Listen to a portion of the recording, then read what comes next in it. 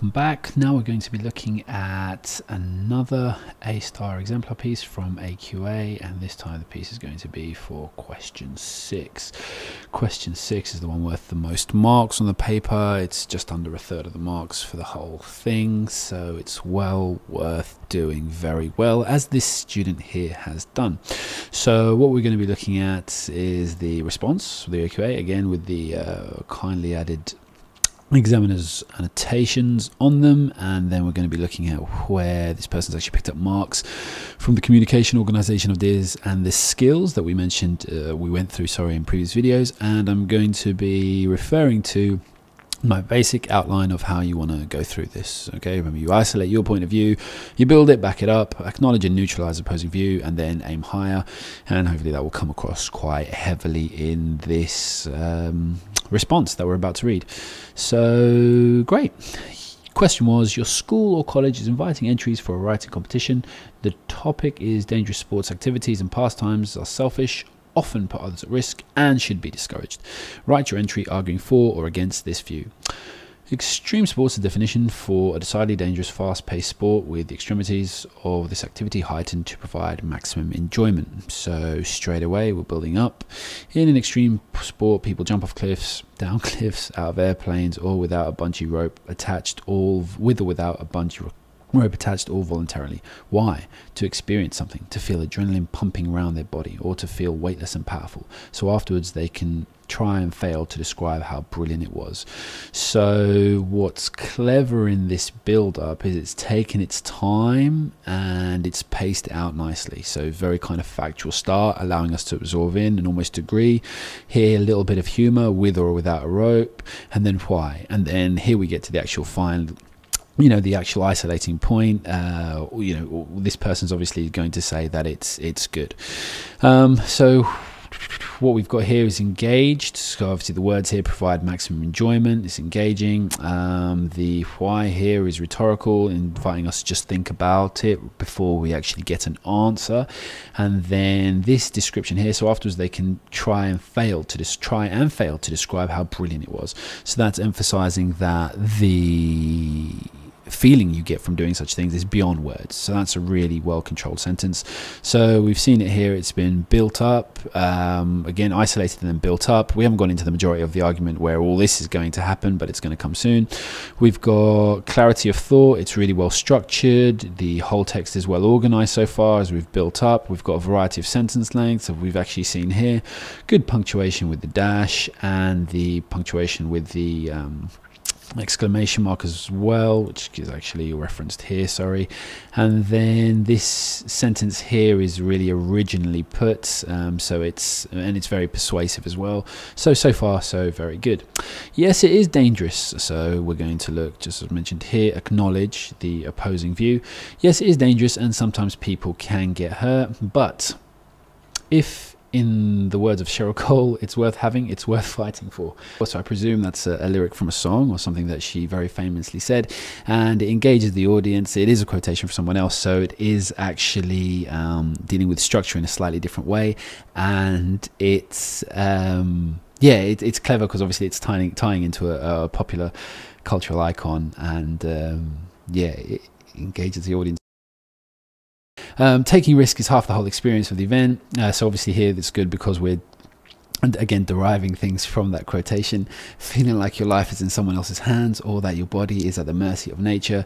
This completes the memory of it all. So we've got more than just the actual event that's happening. You've tied it in, this person's actually tied it into the abstract idea. Now that's not straight away, the first time you read it, it doesn't sound like it's brilliantly linked, but the way that's actually developed from neutralizing the idea, then giving us a cultural reference to actually tie it to, and with the quotation from it, and then taking the risk being the whole experience, and then developing it into this abstract idea of the memory, the thing that lasts with you. And that's kind of cross-referencing what they said earlier about trying to describe it but failing. So it's very well kind of put and tied in. Admittedly, that is why extreme sport. Admittedly, that is why it is extreme sport. But it's absurd that it's dangerous to the people around you. It's your choice whether you want to do it, your choice whether you want to jump, your choice. Great repetition there, really emphasizing it. Your choice completely, no one else's. If you want to do it, do it. Don't hide away for the rest of your life saying, I'll do it tomorrow. Opportunities are given to you for a reason. So that's very strongly worded. It's almost, self-help encouragement there. I can imagine Anthony Robbins saying something like that. That's very, very powerful. So you've got the point of view saying it's your choice, putting onto the second person individually, everyone reading it. We've got the persuasive element here. There's don't hide away. So, it's a command, it's direct, and it's imperative. I'll do it tomorrow. And then the dash just kind of gives us the change of tone. Opportunities are given to you for a reason. Very final, very strong. This person will have a great career in advertising. Extreme sports can keep you in an extremely healthy state as well by pushing your body to the limits. Again, so just to revert back to here, because I lost track a little earlier, we've isolated the view, we've built up, we've backed it up, and again, acknowledging the opposing views actually started with, so this one, admittedly, that's what they are extreme, and with the previous paragraph we said yes, it is dangerous, but then we've neutralized it straight away. So you can see that idea of what I've actually said to you there coming through, and it's been backed up with the quotation from earlier, and also yes, we're going to probably come to some more in a second, and here it's actually backed up with this really kind of persuasive piece rather than actual factual things. So let's see if more is coming. Extreme sports can keep you in an extremely healthy state as well by pushing your body to the limits. You can gain muscles you never thought were there. So again, very sales pitch, very persuasive in this. This entry was for arguing, but obviously we've gone for a slightly more persuasive feel. Of course, you have to train to a certain extent for most or all extreme sports, but that is not expected, of course. Also, you need, so that's not brilliant, the repetition, of course, there as well, unless if this was a speech, that would probably be a little more fitting because it's a natural phrase they would actually use. Also, you need a good dose of common sense. So we've got the cliche of the good dose, and a drive to do it relatively in equal amounts, most people think. Read that again. Of course, you have to train to a certain extent for most or all extreme sports, but that is not unexpected, of course. All you'll need a good dose of common sense and a drive to do it relatively in equal amounts, most people think. That's not the greatest wording throughout that, but what's come before has been very powerful, and it just sounds like the student in writing this has kind of got, kind of carried away in the power of what they're looking at. I wouldn't take away any marks from that because what's come before it is very strong, and then obviously we're developing there. So here we've got statistic use. 70% of the people that take part in extreme sports are likely to live longer. 70% repetition and emphasis. Does anyone not want to do extreme sports now? So again, referencing the audience, and the stats are used twice and repeated, so it's quite powerful. If you take all these points into consideration, the fact that some people vehemently discourage, well used word, discourage the activities from taking place seems almost stupid. Very strong and well developed. So this is actually summarizing the points. So they've made 3 or 4 points overall, and now they're actually coming towards, I presume, their ending. Discourage the activities. Obviously, family or friends might have the right to be worried for your safety. That's really good. Very considered, and again showing the opposing view, but even they don't have the right to choose what you do and don't do, taking into account that nearly all extreme sports do not permit people under 18. So if you're under 18, I'm not talking about you, unfortunately. So yeah, here the examiner's actually comment that's developed and balanced and manipulates.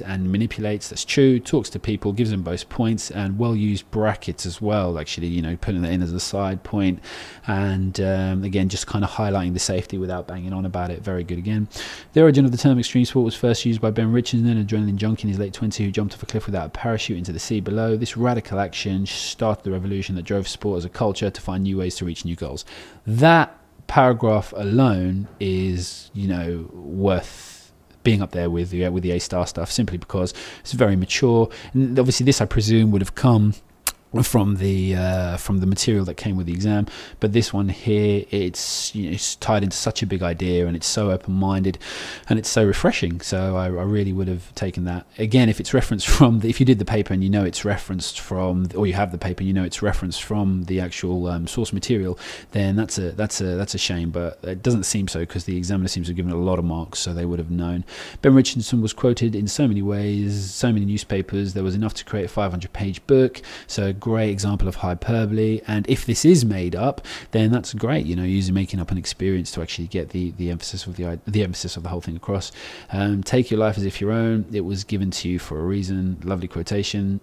Brilliant. So that is the lovely quotation to end with.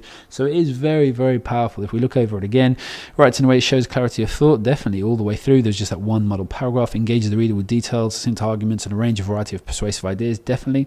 Makes and sustains the purpose, yep, definitely. Writes in a formal way. Sometimes it was kind of more preacher-led than formal, but what do we mean there by formal and informal? It's probably more to do with the range of ideas. It's still, and the overall sophistication of it. The overall sophistication is definitely a lot more formal than informal.